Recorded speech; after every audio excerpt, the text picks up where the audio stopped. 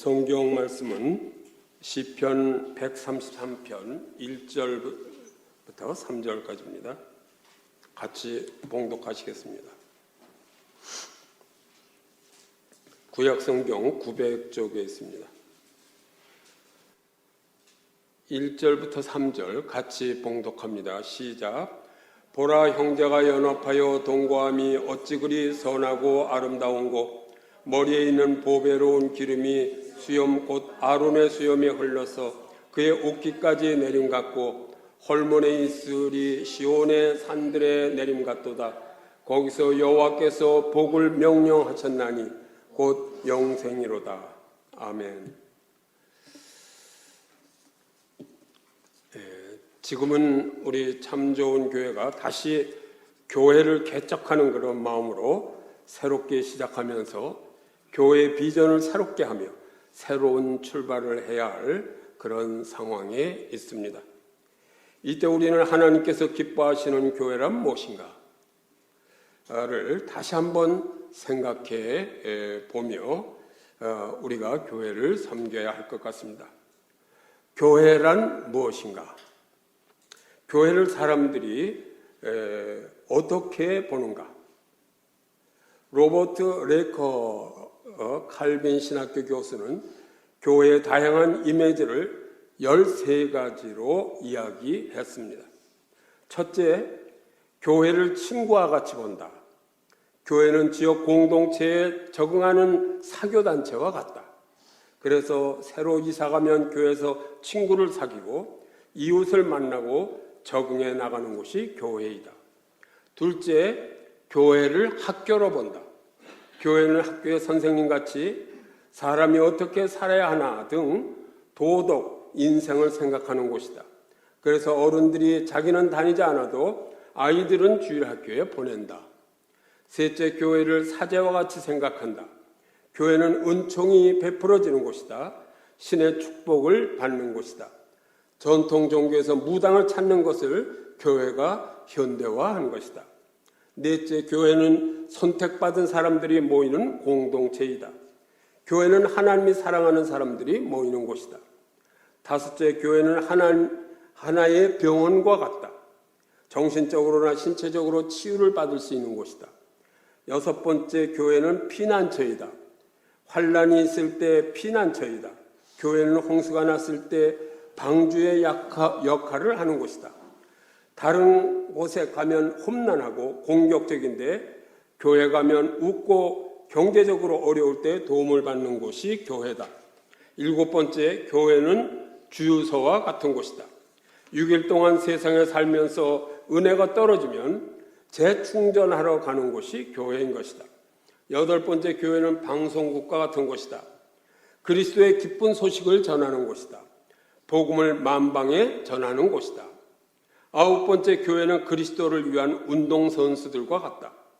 예수님의 팀에 참여하여 전도, 신방 등 교회 사역에 자신을 바치는 것이다. 열 번째, 교회는 상담하는 곳이다. 상담할 일이 있으면 교회는 내 말을 들어주는 곳이다. 11번째, 교회는 천국 가는 티켓 창구이다. 하늘나라 가는 통로가 교회이다. 12번째, 교회는 카페테리아, 뷔페 식당과 같다. 교회는 다양한 것이 있다. 다양한 서클들이 있다. 같은 취미를 갖는 사람들이 만날 수 있는 것이 교회이다. 마지막으로 13번째, 교회는 군대와 같다. 교회는 예수님의 군대이다. 하나님 나라의 군사로서 악의 세력과 싸우는 곳이 그런 교회이다. 이와 같이 세상은 교회를 통속적으로 이해합니다. 이거는 우리 기독교 교회에서 말하는 교회론이 아닙니다. 사람마다 교회는 무엇인가에 대해서 생각이 다릅니다. 지금 현대 교회들이 보이는 모습이 바로 이 13가지 모습이다, 이렇게 생각이 됩니다. 세상이 보는 교회는 성경적 이미지와 다른, 성경적 이미지도 있지만 세속적 이미지가 포함되어 있는, 이렇게 섞여 있는 교회의 이미지를 가지고 있습니다. 그러면 교회란 무엇인가? 교회의 어원과 역사를 살펴보면 교회로 번역되는 헬라어의 에클레시아나 또 회중으로 번역되는 히브리어의 이제 구약은 히브리어로 되어 있죠. 그래서 카할은 둘 다 부르다는 그런 동사의 타성어로서 부름받은 자라는 뜻이 있습니다. 즉 소명자들의 모임이라는 어원적 의미를 가지고 있는 것이 교회입니다. 그러므로 교회는 어원적으로 보면 선택받은 자들, 부름받은 자들의 모임이 바로 교회입니다. 말하자면 믿는 자들의 모임이라 이렇게 어원적으로 정리할 수 있습니다. 마태복음 16장 18절에 같이 보시겠습니다. 시작. 또 내가 네게 이르노니 너는 베드로라. 내가 이 반석 위에 내 교회를 세우리니 음부의 권세가 이기지 못하리라. 이렇게 말씀하셨습니다. 이 말씀은 베드로야, 너는 내가 그리스도여 살아계신 하나님의 아들이라고 이렇게 고백했는데 진실로 나는 그렇다. 나는 내 이 고백의 반석 위에 내 교회를 세우겠다. 이렇게 예수님께서 말씀하시는 것입니다. 구약에서는 부름받은 자들의 모임은 회중, 아까 얘기한 구약의 히브리어로 카할은 모세의 율법 위에 세워집니다. 그러니까 하나님 나라의 시작은 율법 위에 세워지는데 예수 그리스도께서는 교회를, 부름받은 자들의 모임인 교회를 베드로의 신앙 고백 위에 세우겠다고 말씀하십니다. 그러니까 믿음 위에 세우는 것입니다. 신약시대 교회는, 구약에는 율법 위에 세운 것이 교회입니다.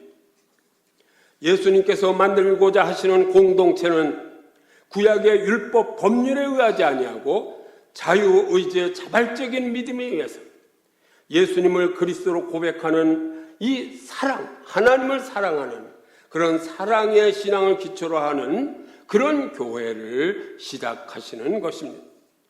예수님께서 만들고자 하시는 그런 공동체는 오늘 본문 말씀 시편 133편과 같은 그런 사랑의 공동체입니다.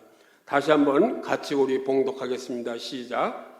보라, 형제가 연합하여 동거함이 어찌 그리 선하고 아름다운고, 머리에 있는 보배로운 기름이 수염 곧 아론의 수염에 흘러서 그의 어깨까지 내림 같고, 헐몬의 이슬이 시온의 산들에 내림 같도다.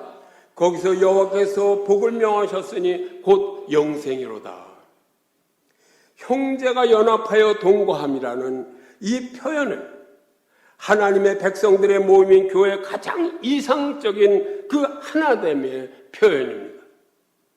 이것이 바로 교회입니다. 이것이 하나님께서 원하시는 교회고 예수님께서 원하시는 교회, 우리가 지향해야 할 이상적인 교회 모습은 형제가 연합하여 동거함, 그 아름다운 그 모습이 드러나는 것이, 그것이 교회입니다.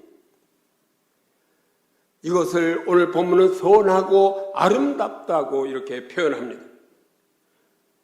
우리 참 좋은 교회는 이제 다시 시작하면서 신촌 지역의 다음 세대 복음화를 부르짖기 전에, 지금까지 제가 잘못한 것 같아요. 신촌의 젊은이들에게 복음을 전해야 된다, 무엇을 해야 된다, 땅끝까지 이 전도에 대해서만 하는데, 이 전도하기 전에 먼저 우리가 지향해야 될 것은 아름다운 공동체를 건설해야 돼요. 다시 오고 싶어하고 그 아름다운 공동체에 내가 참여하고 싶고, 이런 공동체를 먼저 만들어서 보여줄 수 있는 그런 것이 교회입니다. 우리가 지금 다시 시작할 공동체는 바로 이 아름다운 공동체입니다. 이것이 하나님께서 기뻐하시는 공동체인 것을 믿으시기 바랍니다. 시편, 오늘 본문 시편 133편은 성전에 올라가는 노래라고 합니다. 그러니까 이스라엘 백성들이 성전에 올라가면서 부른 노래, 이는 흩어져 있던 하나님의 백성들이 성전에서 예배드리기 위하여 예루살렘에 모여들면서 부르는 노래입니다. 우리도 거룩한 주일에 예배를 드리러 교회에 올라오면서 이 노래를 불러야 하지 않겠습니까?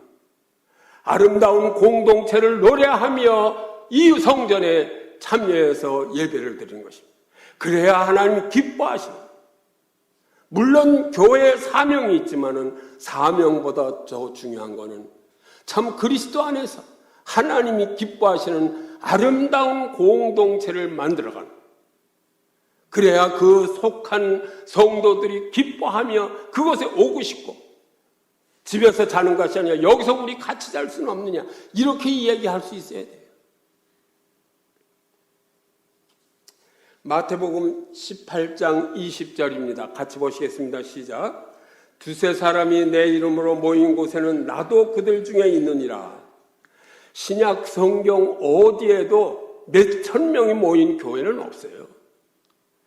바울이 13개 교회를 개척해서도 다 가정교회입니다. 교회에는 예수님도 12 제자를 선택해서 가르치셨지만 그 중에 하나는 배반해서 나가고 11제자밖에 없었어요. 교회가 많이 모이는 것이, 그것이 지상 목표가 아닙니다.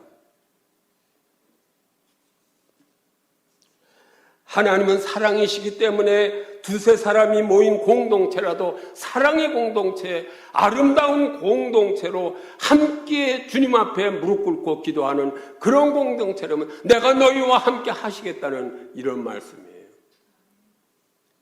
세상에는 이러한 아름다운 공동체가 없습니다. 사랑의 공동체는 차별이 전혀 없는 곳이 사랑의 공동체입니다. 하나님만 경배하고 사랑하며 형제가 서로 사랑하고 서로 도우는 우리들의 신앙이 강렬해짐을 느끼는 것이 그 공동체에 참여. 여러분, 우리가 이 예배에 참여하면서 너무 많으면 안 돼. 가만히 생각하니까 내가 참 잘못 목회를 해왔다. 17년 동안 그 전부 신학생들도 신학교에서 가르쳐보면 전부 지향하는 것이 조용기 목사님 그 신드롬에 전부 걸려있어요. 10만 명 모이는 교회를 주시옵소서. 산에 올라가서 기도하는 것도 전부 신학생들이 부르짖는 게 그거예요. 밤새면서. 아주 잘못된 겁니다. 그러니까 그 큰 교회 어느 장로님이 뭐 100몇십 명이 돼가지고 목사님한테 인사하니까 누구시더라? 반갑습니다. 그리고 인사했다는 거예요. 장로님 이름은 둘째치고 얼굴도 못 알아보고 반갑습니다. 이렇게 인사했대요. 그게 아름다운 공동체입니까? 그게? 이름도 모르는 공동체는 그게 어떻게 서로 그게 아름다운 공동체고 사랑의 공동체가 될 수 있겠어요? 그러니까 많이 모이는 자체가 잘못된 것 같아요.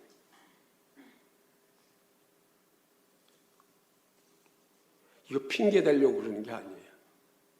이제 내가 크게 할 수 없으니까 핑계 대는 것이 아니라 요번에 많이 깨달은 거예요. 이번에 우리 교회.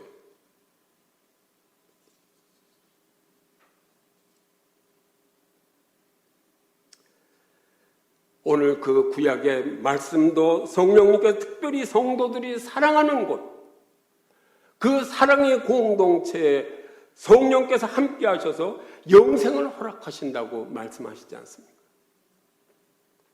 사랑의 공동체가 아니고서는 우리가 거기서 영생을 바라볼 수 없는 거예요. 그런데 우리는 사랑의 공동체에서 나 혼자 사랑을 누리며 살 수 없는 것이에요. 사랑이라는. 이 사랑으로 이웃을 사랑하며 사랑을 전파하는 것이에요.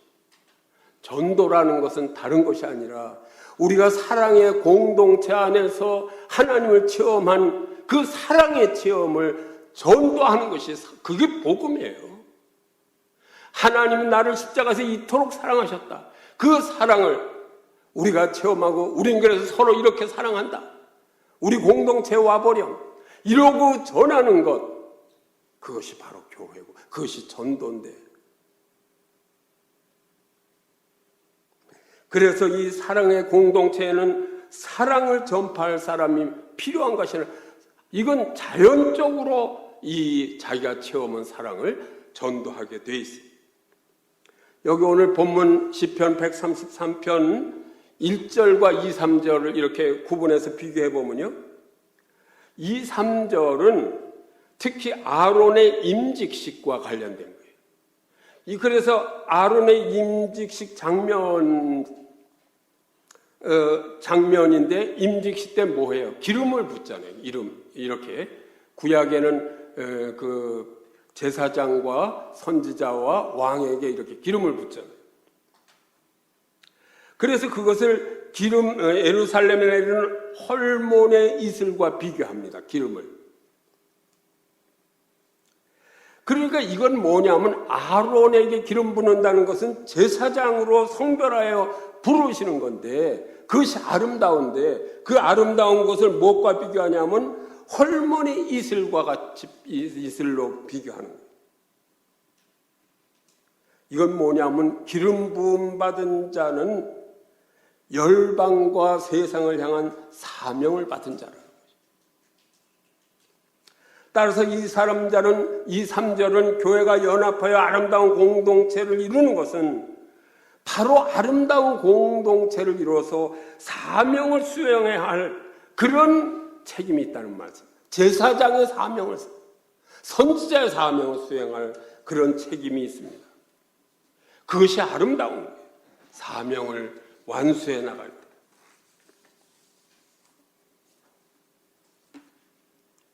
우리가 복음을 전하는 것은 바로 이 하나님의 사랑을 전하는 것임을 잊지 마시기 바랍니다. 3절의 헐몬의 이슬은 식물들의 생존을 가능케 하는 거 아니겠어요? 이슬이 내린다는 것은 그 지역의 모든 식물들이 아주 성장하고 거기서 열매 맺게 하는 것이.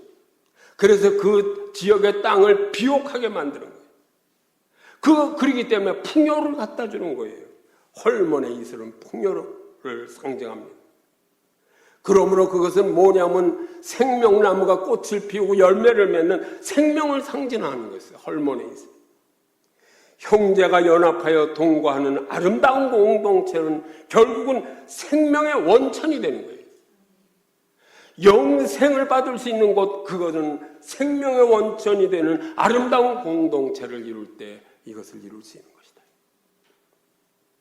우리 참 좋은 교회는 이런 생명의 원천이 되는 아름다운 사랑의 공동체를 만들어가는, 너무 많이 모이지 맙시다.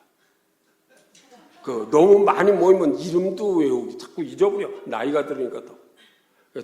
지난번 우리 모일 때 우리 김 교수님 말씀하시고 좀 이렇게 둘러 앉아서 이렇게 얼굴도 보고 좀 얼굴만 보고 저 누구더라 이렇게 하는 게 아니라 이름까지도 이렇게 알 수 있고 지금 뭐가 문제인지도 서로 알 수 있는 그럼 100명만 돼도 나같이 머리 나쁜 사람은 이름 한 1년이 돼도 못 될 것 같아.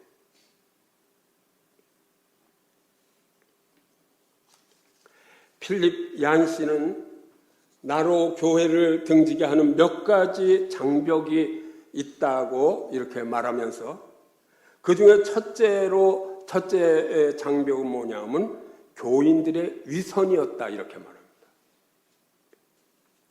무신론 철학자 니체는 왜 당신은 그리스도인들을 그토록 부정적으로 보느냐고 이렇게 물으니까 그들이 눈꼽만 치라도 구원받은 사람처럼 보인다면 나는 그들의 구원을 믿을 것이다. 이렇게 니체가 대답했습니다.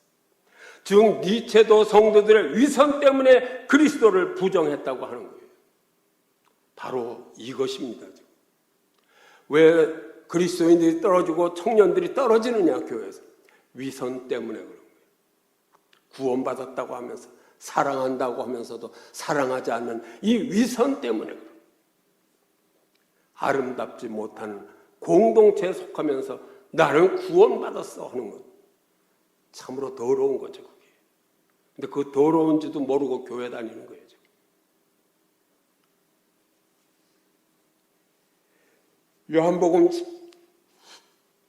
요한복음 13장 1절을 우리 함께 보시겠습니다. 시작.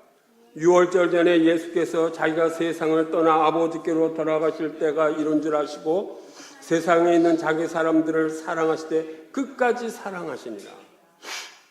이제 이게 무슨 말씀이냐면요. 예수님 세상을 떠나 아버지께로 돌아가실 때가 됐어요. 이제 십자가를 지실 때가 됐어요.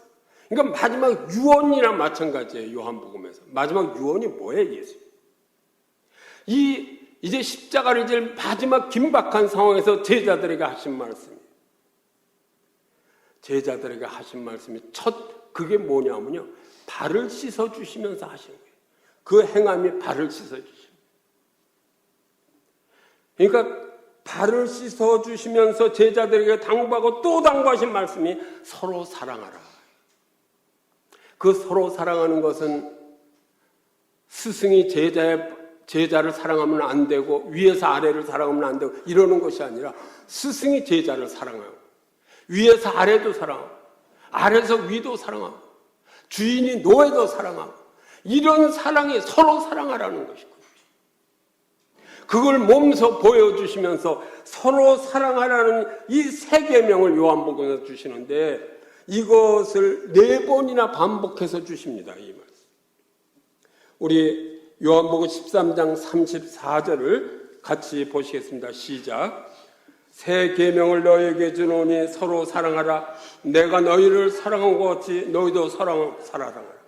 4번 중에 여기서 서로 사랑하를 한 절에서 2번이나 사용하시는 거예요. 서로 사랑하라.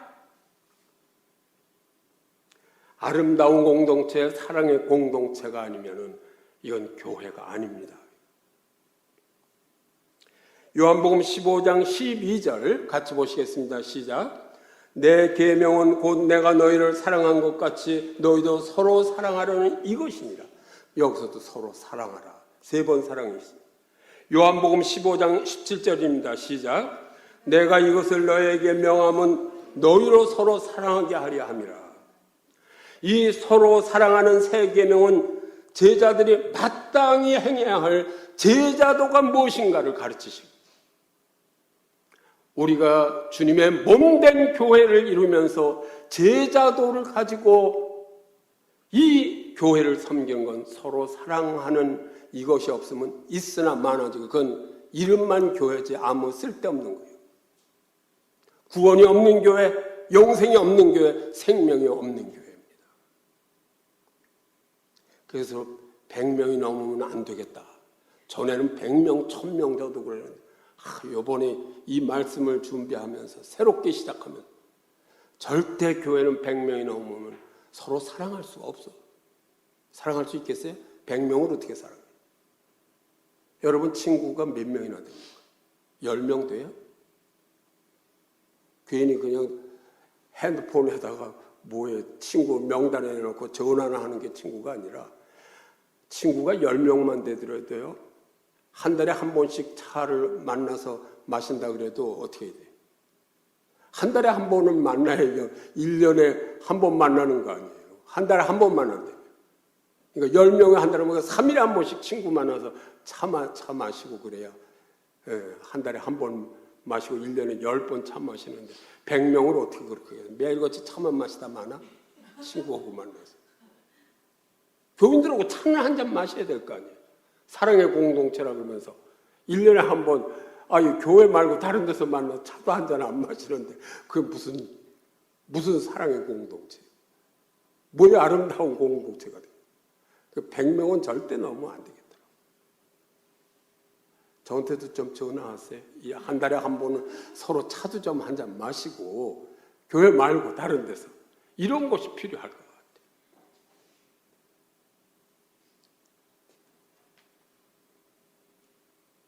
서로 사랑하는 이 새 계명, 이것은 우리가 꼭 행해야 할 것을 믿으시기 바랍니다.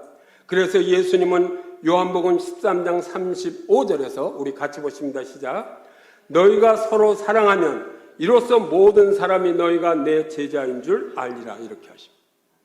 서로 사랑하지 않으면 제자인 줄 알아보지 못해요. 왜냐하면 위선이기 때문이에요.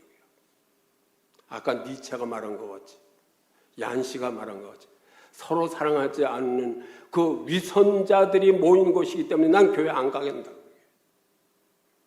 너희들이 위선만 없으면 내가 너희들이 믿는 그 구원을 확실히 믿겠다. 니체가 그렇게 말하는 거예요.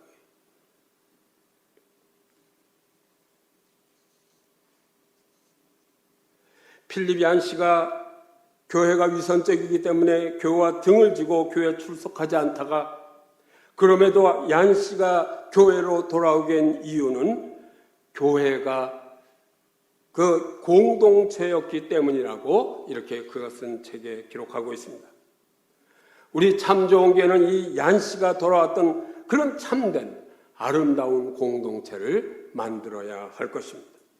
그는 교회를 가면 위를 보고 주위를 보고 밖을 보고 안을 본다라고 이렇게 말했습니다. 먼저 위를 보고, 케르케고르는 사람들이 교회를 극장의 일종으로 여긴다고 말했습니다. 교인들은 좌석에 앉은 관람객으로 무대의 배우를 열심히 쳐다보는 것처럼 예배를 드린다고 했습니다. 오늘 한국의 대형 교회는 전부 이런 교회죠. 케르케고르이 말하는 극장의 일종, 극장에 그냥 영화 보러 간 사람의 그냥 거기 사랑의 공동체는커녕 옆에 앉은 사람이 누군지도 모르죠. 그런 교회에 앉아서 무슨 그것도 그런 교회라만 청년들은 거기 가야 무슨 결혼 상대자로. 그러니까 뭐 교회에서 만났다고 다 좋은 게 아니야. 그런 데서 만나는 거. 그런 데서 만나서 어떤 놈이라 그럴 수는 없고 어떤 누구를 만나겠어요. 그런 데서. 이혼할 사람이나 많으니까 요즘 이혼이 많아지는 거 아닌가? 아닌가 그게? 예. 그렇게 나와야 돼. 내가 그러면 안 돼. 이런 교회는 최고의 성가대가 있어요. 우린 두 분이 이렇게 성가를 해도 얼마나 멋있는데 그냥 성가대가 어느 TV에서 예배 드리는 거 보니 뭐 한 500명은 앉아 있는 것 같더라고. 어느 교회 내가 얘기는 안 하죠. 그래야만 극장 같이 멋있는 성가대가 있어야지. 그래야 그 교회가 멋있어 보일 거 아니에요. 그 목사님 멋있고 다 가운 입고 하나님이 보이겠어요? 목사님만 보이지. 성가대만 보이지. 극장에 와가지고 뭐 보겠어요? 보이지 않는 하나님을 봐야 되는데. 그러나 교회는 극장이 아니라는, 교회는 하나님을 예배하기 위해서 존재하는 것입니다. 모든 예배 순서는 하나님과의 교통이라는, 하나님과 교제한다는 그런 목적을 달성하기 위해서, 하나님께 영광을 드리는 그런 목적을 달성하기 위해서 예배는 존재하는 것입니다. 참좋은 교회 성도 여러분, 우리는 사랑의 공동체를 이루어서 위에 계신 사랑의 아버지를 바라보며 예배드리는 참으로 아름다운 그런 교회로 우리가 참 만들어 가시기를 간절히 바랍니다. 얀 씨가 그 다음에는 교회를 주위를 보고 이렇게 얘기했습니다. 이렇게 위를 보고 예배 드릴 때는 성가대나 목사나 뭐 이렇게 다른 걸 보지 말고 하나님을 바라보며 예배를 드리고 그 다음엔 주위를 보라는 거예요. 위를 본 뒤에. 교회란 모든 것이 다른 사람들이 모이지만 공동체로 모이는 것이기 때문에 주위를 봐야 돼. 내 옆 사람이 누군지를 봐야 돼. 교회는 하나님의 가족이란 일치 때문에 바로 사랑의 공동체, 아름다운 공동체를 만들어서 내 옆에 사람이 누군지를 알고 도와줄 수 있어야 돼요. 그렇기 때문에 교회에 온 많은 사람들을 서로 이해해야 돼요. 왜냐하면 서로 다양한 사람들이 모이기 때문에 그렇습니다. 그래서 교회가 아름다운 공동체, 사랑의 공동체를 만들려면 교회 와서는 담을 헐어버려야 돼요. 교회 와서까지 담을 쌓고 나는 누구라 그리고 거기서 의시되고 이러면 그거는 그 공동체는 깨지고 말. 초대교회에서는 보면요, 초대교회로 돌아가자 그러는데 담을 다 헐지 않았습니까? 그때가 벌써 초대교회 언제인데, 그건 2000년 전인데 남자와 여자를 똑같이 받아들이지 않습니까? 교회에서. 그리고 공공 모임에서 배제했던 노예들을 교회가 받아들이잖아요. 이것이 참다운 교회예요. 주의를 봐야 돼요. 업신여기는 사람이 없어야 돼요. 교회에서. 위아래가 없습니다. 교회에서. 그래서 초대교회에서는 여자들에게도 지도자의 역할을 위임하지 않았습니까? 그게 벌써 2000년 전인데도 그렇게 하지 않았습니까? 근데 우리나라는 어때요? 아직도 우리가 속해 있는 교단이지 모교단이 아니라 우리가 그 합동교단은 여자는 목사가 절대 못 되잖아요. 장로도 안 되고 이렇게 아주 차별이 있는 거죠. 근데 이제 통합 측에서는 그게 지금 다 되죠. 웬만하면. 이런 것들이 잘못됐다고 봐요. 우리는 다 평등해야 되지 않겠어요?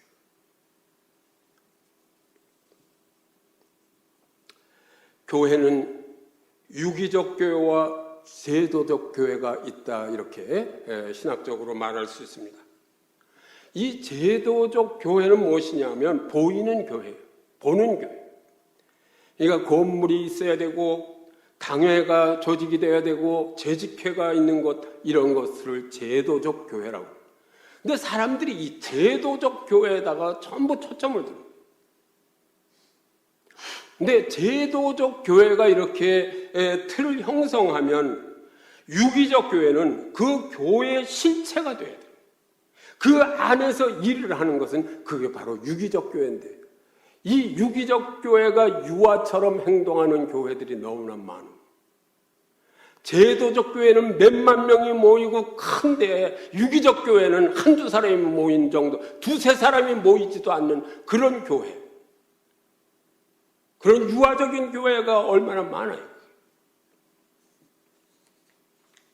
그래서 예배를 드리고 구제하고 선교를 하는 것, 옆을 바라보는 것, 하나님께 예배를 드리고 위를 보고 옆을 바라보는 것, 이것이 교회예요. 이것이 그리스도의 몸으로 일하는 것이죠.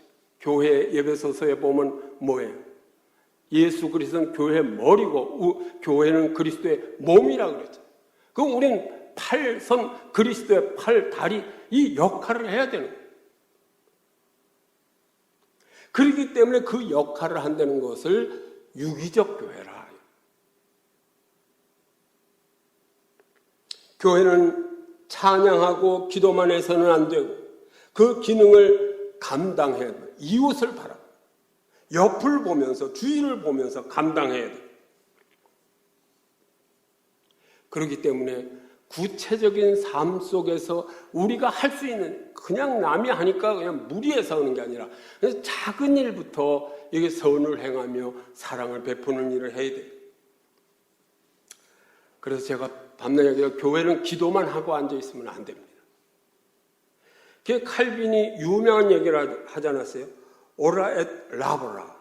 이건 무슨 뜻이냐면 기도하고 일하라고 이렇게 말합니다.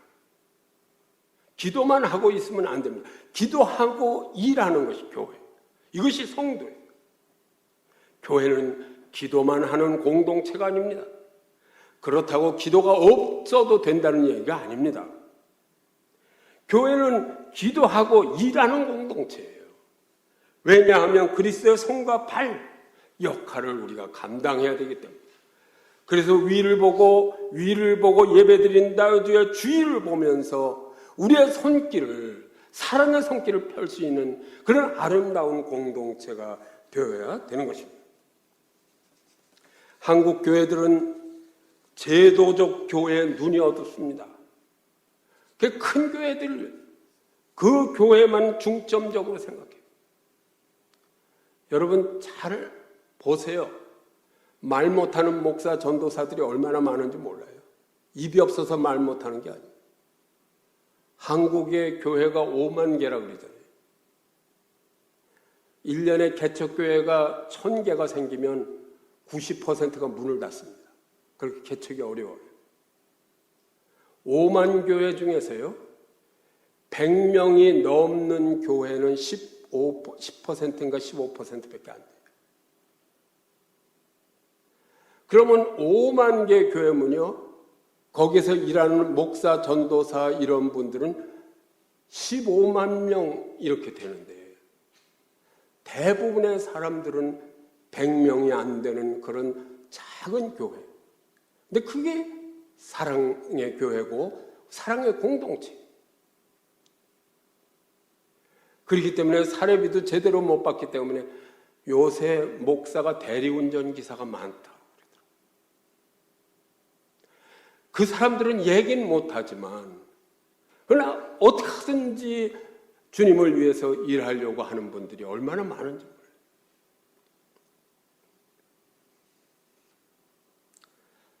제가 같이 우리 이제 기독동문에서 일하는 심양선 목사라고 있는데 밤낮 여기다 장갑을 끼고 다녀요. 실장갑을. 왜 악수라도 장갑을 끼고 왜 그러냐 그랬더니 이 양반이 조선일보에서 이렇게 일하시던 분인데 그 위에서 일하시던 주일날 그 탈북자 교회에 가서 이 식당 봉사를 하는 거예요. 걔 남자지만 주방에서 일하기 때문에 손에 물 습진이 생겨서 이거 끼고 다녀야 된다는 거예요. 그런 분들도 많습니다, 우리가.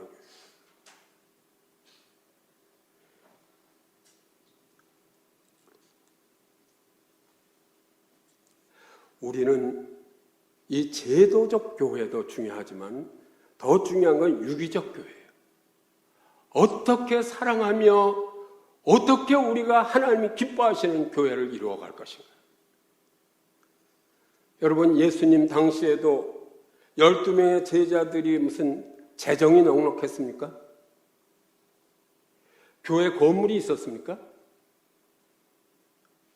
그러나 그 제자들이 유기적으로 몸바쳐 헌신했기 때문에 사도 바울과 같이 그런 사람들이 헌신했기 때문에 30년 만에 로마에 복음을 전할 수 있었어요. 30년밖에 안 걸렸어요. 이게 기초가 어떻게 되느냐가 중요한 거예요. 우리가 벌써 참 좋은 교회 이 설립한 지 16년, 17년이나 되는데 이게 16년이 문제가 아니고 1000명이 모이는 것이 문제가 아니라 우리가 예수님 당시의 그 교회같이 기초가 사랑의 공동체로 이것이 아름다운 공동체로 시작하느냐. 그래서 30년 만에 로마까지 가는 거예요. 우리는 제도적 교회에 빠져들면 안 됩니다. 주의를 보면서 서로 사랑하며 유기적으로 한 몸을 이루며 사랑의 공동체를 이뤄나가야 할 것을 믿으시기 바랍니다. 그다음 세 번째, 밖을 보고. 교회가 밖을 보지 않기 때문에 갈등하고 분열합니다. 교회가 싸우는 교회 보면요, 전도하는 문제 때문에 싸우는 교회 봤어요? 전도하는 문제 때문에 갈등하고 장로와 목사가 싸우는 교회 봤어요? 다 제도적 교회 때문에 싸우지 전도하는 것 때문에 싸우는 교회가 없어. 들어본 일이 없어. 그러니까 꼭 필요한 일 때문에 싸우는 일은 없습니다. 그렇기 때문에 밖을 보지 않기 때문에 전도하고 사랑을 베푸는 것 때문에 싸우는 교회는 없습니다. 밖을 보지 않기 때문에 갈등하고 분열하는 것이. 그러므로 교회가 교인 간에 갈등이 없으려면 사랑으로 한 마음을 품어야 합니다. 사랑으로 한 마음을 품고, 그래서 타인을, 밖의 사람들을 바라보며 우리가 섬기려는 마음으로 분주한 마음, 그 사랑의 마음이 분주하다면 뭐 갈등이 있을 턱이 없는 거죠. 시간이 없죠. 그러므로 우리 교회가 밖을 보아야 건전해집니다. 근데 밖을 보는데 뭐 신촌 보고만이 무슨 너무 큰 거 보지 맙시다. 이제 한두 명만 봐도 좋을 것 같아요. 금년에 청년대학부 인원 때문에 부담 갖지 마세요. 한 명에다가 한 금년 말 돼서 두세 명만 돼도 너무 잘하는 것 같아요.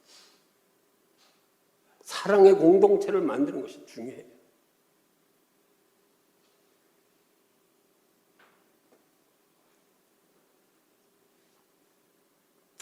우리 참 좋은 교회가 손을 내밀 밖을 보면서 손을 내밀 곳은 어딘가도 우리가 생각해 봅시다. 이제 국제교회를 설립하는 것 때문에 기도하지 않겠다고 그랬죠. 국제교회가 아니라 참으로 힘든 외국 학생 한 명을 우리가 지금부터 기도하고 내가 누구를 도울까요? 우리가 한두 명은 도울 수 있지 않겠어요? 지금 우리 이 인원 가지고도 우리가 가지고 있는 재정 가지고도 여러분들이 추천하고 데리고 오세요. 그것이 우리가 바라봐야 할 국제교회를 설립하는 것입니다. 어려운 유학생, 힘들어하고 밥 먹는 그들 한두 명을 데려다가 우리가 안아주고 그들에게 사랑을 베푸는 그런 밖을 보는 우리 참 좋은 교회 공동체 되기를 간절히 축원합니다. 그런데 우리 개신교라고 그러죠. 우리 캐톨릭에 비해서 우리 기독교는 이 밖을 보는 것이 미약한 이유가 뭐냐면 이 하나님 나라를 보는 관점이 달랐던 거예요. 그러니까 카톨릭은 너무 제도적 교회가 강했어요. 그래서 교황 중심으로 해서 제도적 교회가 강하고 그래서 이 보이는 것이 하나님 나라다. 이렇게 이제 많이 해서 성당 무슨 뭐 여러 가지 이렇게 보이는 것에 많이 투자를 했어요. 그러고 보니까 그 개혁한 루터라든지 칼빈 전부 그 카톨릭 신부였잖아요. 루터도. 거기서 개혁하고 나올 때 너무 보이는 것에 제도적 교회자 보니까 이제 유기적 교회를 우리가 하나님 기뻐하시는 교회를 해야겠다 나온 것이 종교개혁자들. 그러니까 이제 너무 또 제도적 교회를 이렇게 하니까 내면적인 것에 치중하는 거예요. 그러니까 성령님의 역사라든지 보이지 않는 것에 너무 치중하다 보니까 개신교가 이 보이는 것에 너무 단절시키는 그런 오류를 많이 범했습니다. 그래서 카톨릭은 보이는 것을 무시하지 않습니다. 많은 청년들이 카톨릭으로 가는 것은 이 보이는 것을 무시하지 않으니까 사실은 우리 개신교 성도들이 더 밖을 보면서 봉사를 많이 하는데 카톨릭에서 더 많이 하는 것 같죠, 보이는 거. 이게 이 사회 봉사라든지 이런 너무 중점적으로 하는. 카톨릭에는 병원이 있고 대학이 있고 그렇지 않습니까? 며칠 전에 TV를 보는데 카톨릭 그거 부럽더라고요. 어느 병원인데 수녀들이 그렇게 그냥 어려운 사람들이 이렇게 주로 다니는데 노숙자 이렇게 하는데 돈을 한 푼도 안 받는 그런 병원이 있더라고요. 우리는 왜 그런 적이 없을까? 우리도 그런 수녀원을 좀 하나 만들면 안 될까?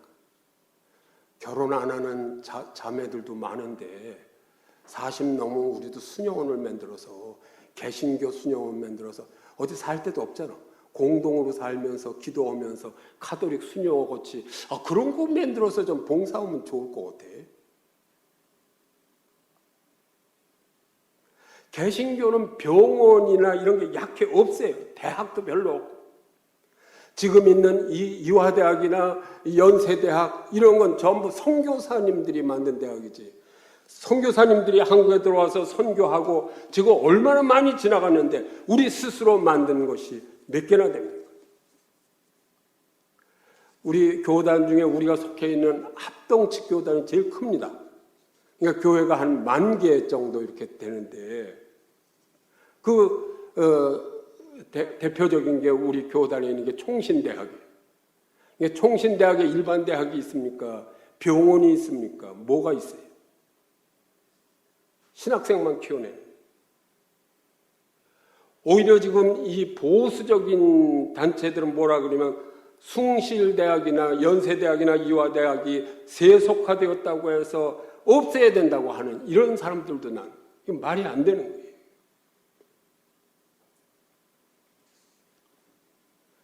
예수님도 마태복음 5장 16절에서 우리 같이 보시겠습니다. 시작. 이같이 너희 빛이 사람 앞에 비치게 하여 그들로 너희 착한 행실을 보고 하늘에 계신 너희 아버지께 영광을 돌리게 하라, 이렇게 말씀합니다. 우리의 착한 행실, 서로 사랑하는 그 모습을 보고 하나님께 영광을 돌리게 해야 될 것입니다. 우리는 무엇을 보여주면서 하나님께 영광을 돌리실 것입니다. 우리는 위를 보고 주위를 보고 밖을 봐야 합니다. 네 번째, 안을 봅니다. 안을 봅니다. 교회 안을 보면 사랑이 넘치고 은혜가 넘치는 교회가 되어야 됩니다. 하나님이 주시는 은혜도 넘쳐야 하지만 은혜 받은 사람들의 은혜도 넘쳐야 돼요. 우리가 은혜를 받았으면 이웃을 위해서 넘치게 은혜를 베풀어야 돼요. 어려운 학생들이 있는데 못 본 채 하면 그건 교회가 아닙니다. 서로 사랑하라 그린 그 말씀을 지키지 않기 때문에. 보이는 이웃을 돌보지 않는 것은 그건 위선이기 때문에. 뭘 나가서 선교를 하고 우리 안에 있는 사람에게도 이렇게 돕지 않으면서. 칼바르트는 교회란 세상의 방식과 현격하게 다른 새로운 표상, 세상과 전혀 모순된 표상을 세우기 위해 존재한다, 이렇게 말하고 있습니다. 교회는 세상과 모순될 수 있습니다. 그러므로 교회는 상식적으로 생각하면 안 되는 거예요. 세상의 상식과 전혀 다른 것이 교회라는 일. 어려운 사람들에 대한 복지 혜택이 국가 예산이 줄어들면 교회는 오히려 늘려나가야 하는 것입니다. 세상과 모순되어야 돼요. 그러니까 저는 그런 몇 번 말씀드렸지만 순복음교회나 이렇게 큰 교회들이 요새 문제를 더 많이 일으키잖아요. 문제가 있을 때 1년 예산의 반만 좀 뚝 떼어가지고 교회 오는 사람 말고 교회 상관없는 사람에게 뭐 쌀을 갖다가 좀 이렇게 몇만 가마 이렇게 놓고 필요한 사람 가져가라고 이렇게 한번 오면 난리가 나고 그냥 교회가 얼마나 좋을 거고 그거 한번 왜 못해 그걸. 그렇게 문제를 일으키면서.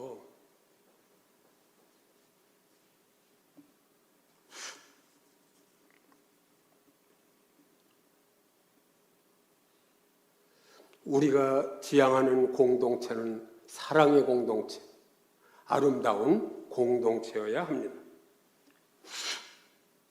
우리는 키엘케골이 말하는 우화 같은 교회가 되어서는 안 됩니다.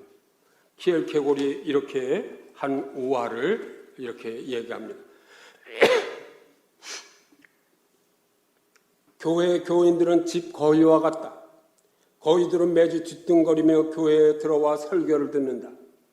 설교자는 새가 나는 것이 얼마나 경이로운가를 설교하면서 날 곳을 권면한다. 우리는 더 이상 뒤뚱거리며 걸어다니지 않아도 됩니다. 우리는 저 창공을 향하여 날아갈 수 있습니다. 더 먼 지역으로 날아갈 수 있습니다. 우리는 날 수 있습니다. 이렇게 이제 설교하겠죠. 거위들은 매주 설교를 들으며 꽥꽥거리는 소리로 아멘이라고 외칩니다. 그리고 다시 일렬로 서서 뒤뚱거리며 집으로 향하여 그들은 여전히 뒤뚱거리며 집으로 걸어갑니다. 날지 못하고. 우리 참여교회 성도님들은 키엘케골이 말하는 집거위가 같아서 그저 아멘 아멘 하면서 뒤뚱거리면서 갔다 뒤뚱거리며 집으로 돌아가는 그런 거위에 불과합니까? 이제 우리가 다시 시작할 때는 덥석을 떨며 사람들에게 보이려고 하는 그런 교회가 아니라 우리의 힘을 합해서 사랑의 공동체, 아름다운 공동체를 만드는 성도 여러분 되시기를 간절히 축원합니다. 지난 세월과 같이 우리는 더 이상 뒤뚱거리며 아멘이라고 외치며 교회에 왔다가 뒤뚱거리며 집으로 돌아가는 그런 거위와 같은 교인들로 가득 찬 그런 교회를 꿈꾸지 맙시다. 우리는 뒤뚱거리며 걸어 다니지 않아도 됩니다. 우리가 위를 보며 옆을 보며 밖을 보며 안을 보는 이 사랑의 공동체를 만들어 간다면 우리는 성령님께서 함께 하심으로 저 창공을 향하여 정말 날아갈 수 있음을 믿으시기 바랍니다. 성령님께서 사랑의 날개를 우리에게 달아주실 것입니다. 우리는 날 수 있습니다. 성도 여러분, 우리가 부족하지만 우리를 사랑하시는 주님께서 말씀하십니다. 우리 요한복음 14장 12절 같이 보시겠습니다. 시작. 내가 진실로 진실로 너에게 이르노니 나를 믿는 자는 내가 하는 일을 그도 할 것이요 또한 그보다 더 큰 일도 하리니 이는 내가 아버지께로 감이라. 주님보다 더 큰 일을 할 수 있는 것은 우리가 아름다운 사랑의 공동체를 만들어서 뒤뚱거리며 아멘거리는 것이 아니라 창공을 나르며 참으로 아름다운 공동체의 일원으로 오직 하나님께 영광을 돌리는 그런 교회가 될 때 우리는 주님보다 더 큰 일을 할 수 있는 줄 믿으시기 바랍니다. 같이 기도하시겠습니다. 할렐루야. 거룩하시고 감사하신 아버지 하나님, 참으로 주님께서 우리를 사랑하셔서 여러 가지 어려운 체험 가운데 이제 다시 교회가 무엇인지를 깨닫고 하나님이 원하시는 공동체가 어떤 공동체인가를 아버지 하나님 우리가 깨닫고 아름다운 공동체, 사랑의 공동체를 지향하며 이제 다시 시작하게 하시니 감사합니다. 주의 성령님께서 기뻐하시며 우리를 받아 주시옵소서. 우리 주 예수 그리스도의 이름으로 기도드리옵나이다. 아멘.